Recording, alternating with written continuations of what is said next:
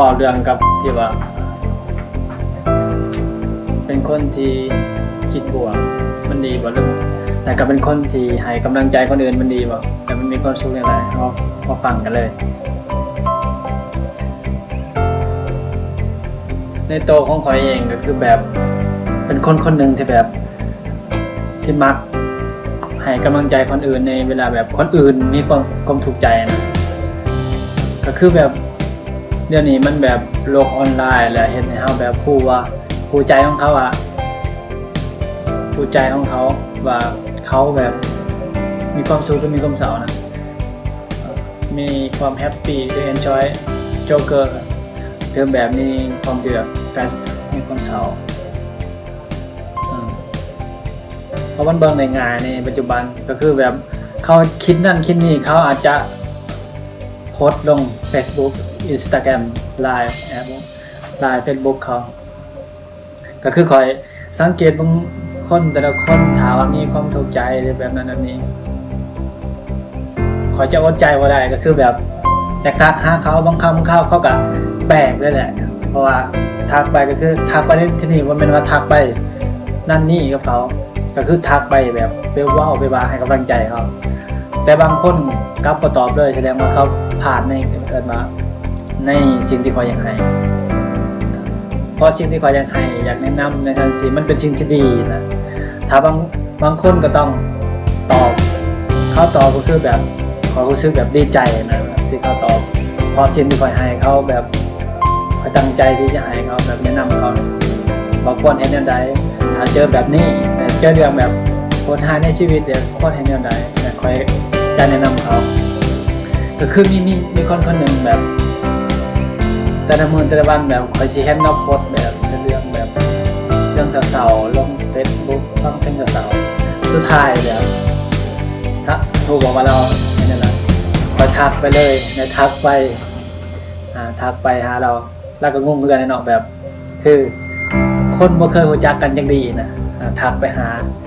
แล้วถามนั่นนี่กับเราก็ไล่เติมสุดท้ายแล้วก็ตอบแต่ล่มมันยาวเติมในที่นี่ก็คือตอนล่มกันนั้นทั้งที่เราแบบเศร้าอยู่แล้วนะแต่ล่มกันในแชทนั่นแชทนี่ผู้บอกว่าเราเป็นยังไงแล้วเพื่อนยิ้มแบบในแบบโอ้โหโตได้แหละที่ไรล่มกันนะสิแบบคนได้แนะนำเฮ็ดนั่นเฮ็ดนี่เด้ออาเจ้าแบบเฮ็ดนั่นเฮ็ดนี่แบบก็คือแนะนำเราแบบถามว่าเจ้าแบบตอนนี้เจ้าคือที่สาวเนาะถามเราแล้วว่าแม่นแล้วมันมีแบบปัญหาหลายเรื่องที่เขามาและแบบเป็นยังแบบว่าปัญหาที่เขามามันแบบคือเขามาแบบพร้อมกันเลยเขาจะทับก็ได้แล้วนะเขาก็ได้ว่าปัญหาทุกปัญหามันก็มีทางแก้บางครั้งปัญหามันก็ต้องใช้เวลาแก้บางครั้งเวลาก็ช่วยบ่ได้ถ้าว่าเฮาบ่แก้ไขมันแบบเบิ่งเนี่ยแก้ไขมันตอนที่มันเกิดขึ้นเนี่ยหาต้นปลายสาเหตุที่มันเกิดขึ้นแล้วก็เลยถามกันกำลังถามไปถามมาถ้าเราเขาก็ได้ถามแล้วว่าจะเศร้าจะฟังเพลงอยู่ฟังคอยเศร้ายังได้ก็คอยจะฟังเพลงนะเพลงตลอดถ้ามาจะฟังเพลงประเภทแบบใดแบบคอยเศร้าก็มาฟังเพลงแบบเศร้าๆนั่นนะวะแต่ว่าแบบถ้าจะเศร้าแล้วจะยังสิไปซ้ำเติมโดยการฟังเพลงเศร้าๆก็ได้ว่ากับเราแต่ว่าแม่นเราก็มาฟังเพลงเศร้าสุดท้ายเขาก็ได้ว่าถ้าจะฟังเพลงเศร้ามันสิบ่เฮ็ดให้เจ้าซ้ำเติมบ่แล้วเราก็คิดว่านึง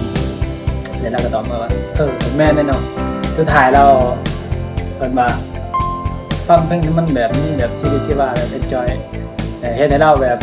มีความสุขขึ้นและแชทกันกับเราในมื้อนั้นก็ล้นเติมแล้วเฮ็ดให้เราแบบมีความสุขในสิเปลี่ยนความคิดแล้วเราก็เว้ากับเขาจะมักให้กำลังใจคนอื่นเนาะจังซี่ถ้ามาเขาได้อย่างเรา